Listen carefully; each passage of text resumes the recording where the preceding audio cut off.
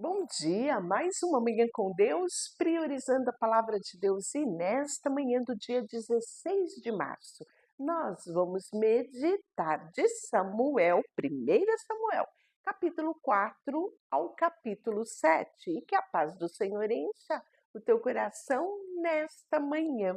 Capítulo 4, nós vamos falar de uma batalha com os filisteus. E o final desta batalha, o povo de Israel fica sem a Arca da Aliança. Isso mesmo que você ouviu. Então, naquele tempo, Israel estava em guerra, e esta guerra era contra os filisteus. O exército israelita tinha acampado perto de Ebenezer, e os filisteus acamparam em Afec. Os filisteus atacaram e derrotaram o exército de Israel, quando cerca de 4.000 homens. Terminada a batalha, os soldados voltaram para o acampamento. E as autoridades de Israel lhe perguntaram: por que o Senhor causou nossa derrota diante dos filisteus? Vamos trazer a Arca da Aliança desde Siló, para que esteja conosco e nos livre do poder dos inimigos. Então enviaram homens a Siló para trazer a Arca da Aliança do Senhor dos Exércitos, que está entronizada entre os querubins. Ofne e Finéias, os dois filhos de Eli, acompanharam a Arca da Aliança de Deus. Quando todos os israelitas viram a Arca da Aliança do Senhor entrando no acampamento, soltaram gritos de alegria, tão altos que fizeram o chão tremer. Interessante aqui, que não sei se você lembra as batalhas travadas por Josué. Josué sempre consultava ao Senhor. Senhor, como que devemos ir para esta batalha? Devemos ir, não devemos ir? Qual é a estratégia? E Deus dava a estratégia. Lembra de quando eles conquistaram Jericó? Que estratégia Deus deu a Josué? Aqui está muito diferente. O tempo passou-se e o povo se afastou de Deus. Agora eles mesmos acham que levando a arca tudo será resolvido. É? Será que hoje ainda não é assim? Muitas pessoas acham que abrindo a Bíblia no Salmo 91 e deixando aberto ali na sua casa, vai trazer proteção sobre a sua casa. Difere alguma coisa? Não. Isso chamamos de suposições humanas. Superstições, aquilo que achamos, muitas vezes não há um relacionamento com Deus para fundamentar aquela atitude. Deus nunca disse para que eles levassem a arca e todas as vezes que eles levassem a arca para o campo de batalha, eles ganhariam a batalha. Deus nunca disse que se abrir a Bíblia no Salmo 91, trairia proteção sobre a nossa casa. Percebe como o ser humano é? Como eu e você somos suscetíveis aos nossos achismos? Na verdade, a proteção vem quando temos um relacionamento com Ele. Isso é o mais importante. E não precisa nem a Bíblia estar aberta no Salmo 91 para você vivenciar na prática as verdades do Salmo 91. Olha só o que aconteceu. Eles gritaram tanto, de tanta alegria porque a arca estava ali, que o chão até tremeu. Veja só, o que está acontecendo? Perguntaram os filisteus. O que significa esses gritos no acampamento dos hebreus? Quando souberam que era porque a arca do Senhor havia chegado, entraram em pânico. Por quê? Porque eles sabiam quem era o Deus de Israel, mas não sabiam eles quão longe do Deus de Israel o povo de Israel estava. Pois bem, os deuses vieram ao acampamento deles. Disseram: estamos perdidos, nunca enfrentamos uma coisa assim antes, estamos perdidos. Quem nos salvará desses deuses poderosos. Nem eles sabiam que não eram deuses, era apenas o Deus Todo-Poderoso. Pois bem, né? São os mesmos deuses que destruíram os egípcios com praga. Olha a memória deles antiga aqui. Pois bem, quando Israel estava no deserto, tenha coragem, filisteus, sejam homens. Do contrário, acabaremos como escravos dos hebreus, assim como eles se tornaram nossos escravos. Sejam homens valorosos, filisteus, e lutem. É isso que eles diziam entre eles. Então os filisteus saíram para a batalha. Israel foi derrotado. A matança foi grande. 30.000 soldados israelitas morreram naquele dia. Os sobreviventes deram meia volta e fugiram para suas tendas. E a arca de Deus foi tomada.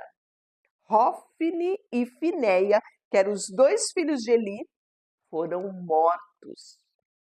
Um homem da tribo de Benjamim correu do campo de batalha e chegou a Siló, ainda naquele dia. Tinha rasgado suas roupas, colocado pó sobre a sua cabeça, simbolizava, né, humilhação, derrota, né, contrição. Pois bem, Elias estava sentado na cadeira, ao lado da entrada, esperando para ouvir notícias sobre a batalha, pois seu coração tremia pela segurança da arca de Deus. Quando o mensageiro chegou, contou o que havia acontecido. Gritos ressoavam por toda a cidade. Ele ouviu os gritos e perguntou: que barulho é esse? E o mensageiro correu até Eli, contou-lhe a notícia. Eli estava com 98 anos e já não conseguia enxergar. Acabo de chegar do campo de batalha, disse o mensageiro. Fugi de lá hoje mesmo. E ele perguntou: o que aconteceu, meu filho? E o mensageiro respondeu: Israel foi derrotado pelos filisteus. O povo foi massacrado. Seus dois filhos, Hofni e Finéias, também morreram. E a arca do Senhor foi tomada. Quando ele mencionou o que havia acontecido com a arca de Deus, Eli, que estava na cadeira para trás, ao lado do portão, ele caiu e quebrou o pescoço e morreu, pois ele já era velho e pesado. Havia sido juiz em Israel durante 40 anos. A nora de Eli, que era esposa de Finéias, estava grávida e perto de dar à luz. Quando soube que a arca de Deus havia sido tomada e que o sogro e o marido estavam mortos, teve contrações violentas e deu à luz. Ela morreu no parto, mas antes de falecer, as parteiras tentaram animá-la. Não tenha medo, disseram. Você teve um menino, mas ela não respondeu e nem se importou. Deu ao menino o nome de Acabode, que quer dizer foi embora a glória de Israel. Pois a arca de Deus havia sido tomada, seu sogro e seu marido estavam mortos. Disse ainda: foi-se embora a glória de Israel, pois a arca foi tomada. Capítulo 5. A arca agora está no território do inimigo, dos filisteus. Depois de tomarem a arca de Deus, os filisteus levaram ao campo de batalha em Ebenezer para a cidade de Asdod. Levaram a arca do Senhor para o templo de Dagon e colocaram ao lado da estátua de Dagon. Contudo, na manhã seguinte, quando os moradores de Asdod se levantaram, viram que Dagon estava caído com o rosto em terra, diante da arca do Senhor. Imagina a cena. Então, levantaram Dagon e o puseram de volta no seu lugar. Na manhã do outro dia, porém, viram que tinha acontecido a mesma coisa. Dagon estava caído novamente com o rosto em terra diante da arca do Senhor. E desta vez, a cabeça e as mãos de Dagon tinha sido quebrada e estava junto à porta da entrada. Somente o corpo permaneceu intacto. Por isso, até hoje, os sacerdotes de Dagon e aqueles que entram no templo em Asdod não pisam na soleira da porta. Então, a mão do Senhor pesou sobre os moradores de Asdod e os povoados vizinhos e os feriu com praga de tumores. E quando o povo de Asdod viu o que estava acontecendo, exclamou: não podemos mais ficar com a arca de Deus de Israel aqui no nosso meio. A mão dele pesou sobre nós e sobre Dagon, nosso Deus. Então reuniram os governantes da cidade, os filisteus, e perguntaram: o que devemos fazer com a arca de Deus de Israel? E os governantes responderam: leve a arca para a cidade de Gate, devolva essa arca. Então levaram a arca de Deus de Israel para Gate. Mas quando a arca chegou a Gate, a mão do Senhor pesou sobre a cidade, ferindo com praga de tumores, e os homens de lá, tanto jovens como velhos, houve um grande pânico. Por isso, enviaram a arca do Senhor para a cidade de Ecrom. Mas quando os habitantes dali viram que ela estava na cidade, exclamaram: por que estão fazendo? E por que estão trazendo a arca do Senhor para cá? Quer matar todo esse povo? Reuniram mais uma vez os governantes dos filisteus e suplicaram: mande a arca do Senhor de Israel de volta para a sua própria terra, para que não mate todo o nosso povo, pois a mão de Deus já pesa sobre a cidade. E um pavor mortal se espalhava por todo lugar, todo o território filisteu. E os que morreram foram afligidos com tumores, né? Tinha pessoas que morreram e até mesmo aqueles que não tinham morrido estavam cheios de tumor. E o clamor subiu ao céu. Capítulo 6.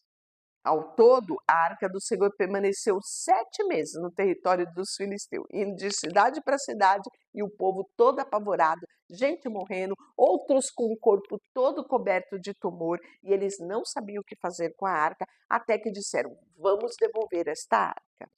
E aí, os conselheiros, perguntaram, o que faremos com a arca do Senhor? Diga como devemos mandá-la de volta para a sua própria terra. E eles responderam: se vocês vão mandar a arca de Deus de Israel de volta, envie com ela uma oferta pela culpa, para que cesse a praga. Então, para que vocês sejam curados da mão daquele que causou a praga. E então, que tipo de oferta pela culpa devemos enviar? Perguntaram os filisteus. E eles responderam: uma vez a mesma praga que atingiu vocês.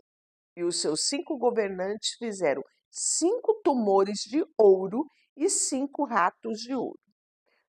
E, como se devastavam a terra, façam a imagem de tumores e de ratos para demonstrarem honra ao Deus de Israel.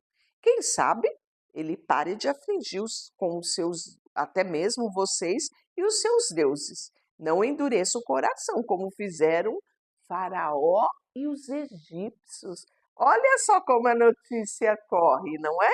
Pois bem, que só deixaram Israel partir quando Deus os castigou severamente.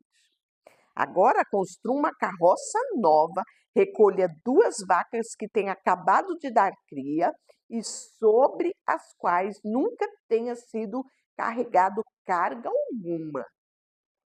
E aí, prendam os bezerros recém-nascidos, coloque a arca do Senhor sobre a carroça ao lado dela, põe a caixa dos objetos de ouro que vocês enviaram como oferta e deixe as vacas irem para onde quiserem.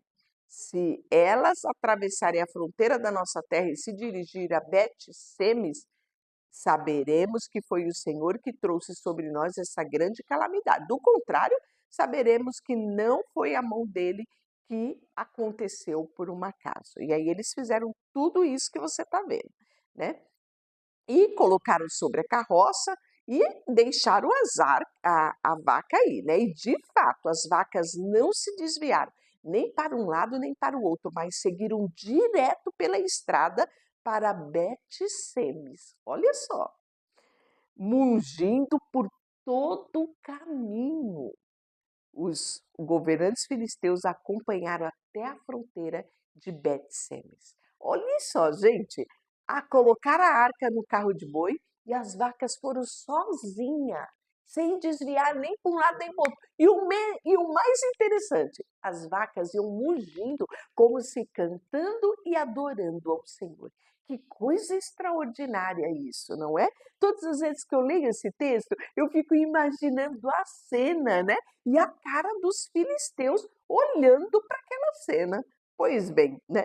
Os moradores de Betseme estavam colhendo trigo no vale quando viram a arca e se encheram de alegria. A carroça entrou no campo de um homem chamado Josué e parou ao lado de uma grande pedra. Então o povo quebrou a madeira da carroça para fazer fogo, matou as vacas e ofereceu ao Senhor holocausto. Os homens da tribo de Levi retiraram a carroça da carroça, né? Retiraram da carroça a arca do Senhor, a caixa dos objetos de ouro, colocaram sobre uma grande pedra. Naquele dia, o povo de Betsema ofereceu ao Senhor sacrifício de holocausto, e os 5 governantes filisteus viram tudo isso, e no mesmo dia voltaram para Ecrón. Os 5 tumores de ouro enviados pelos filisteus ao Senhor como oferta pela culpa eram presente dos governantes, né, de Asdote, Gaza, Ascalon, Gat e Ecrón, né? Então, 5 reis aqui, para você ver como era grande o império dos filisteus. E os ratos de ouro representavam as 5 cidades filisteias e o povo ao seu redor, controlado pelos seus governantes. A grande pedra sobre a qual a arca do Senhor foi colocada encontra-se até hoje nos campos de Josué de Betseme como testemunha do que aconteceu ali. E aí a arca é levada a Kiriat Jearim. E o Senhor matou 70 homens de Betseme porque olharam para dentro da arca do Senhor. Olha a curiosidade matando. Pois bem, o povo chorou muito por causa da grande matança. Quem pode estar com a arca do Senhor, Deus Santo de Israel? Clamaram: para onde mandaremos a arca? Então enviaram mensageiros ao povo de Quiriate e disseram: os filisteus devolveram a arca do Senhor, venha buscá-la. Então os homens de Quiriate e Jearim foram buscar a arca do Senhor. Eles a levaram até a casa de Abinadab, numa coluna, e consagraram seu filho Eleazar para tomar conta da arca do Senhor. A arca permaneceu em Kiriat Jearim por muito tempo, 20 anos no total. Durante esse período, todo Israel lamentava à espera de alguma ação do Senhor.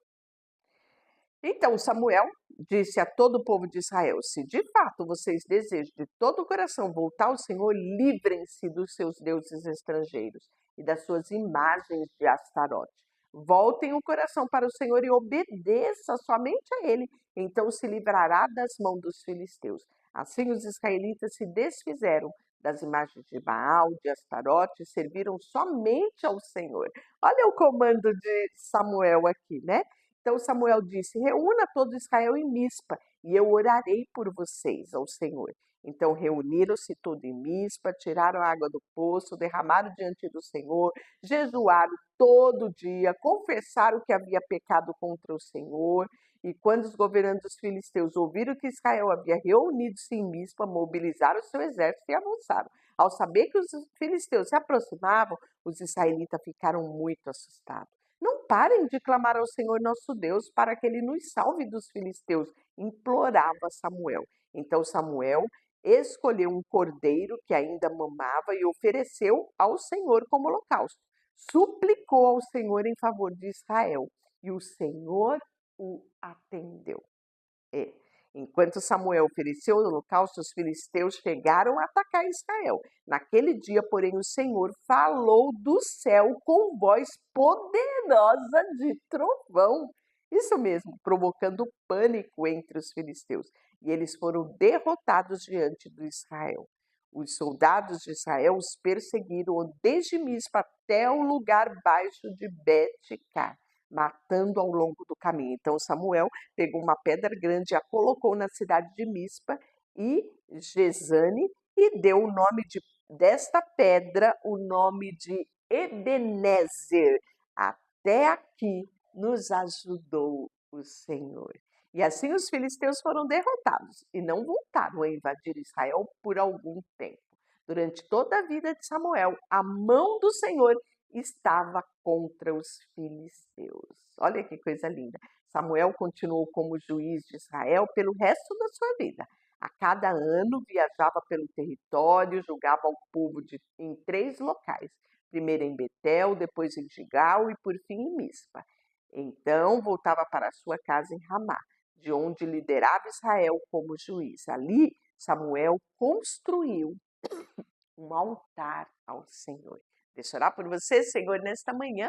Colocamos diante de Ti o nosso coração, a nossa vida e queremos, sabe, neste dia declarar esta mensagem que Ebenezer, até aqui o Senhor tem nos ajudado. Continua a nos sustentar, Senhor, e ajuda-nos todos os dias estarmos aos Teus pés em adoração, declarando que Tu és o nosso Deus, o nosso Rei, o nosso Senhor e o nosso Salvador. Em nome de Jesus, amém. Deus te abençoe.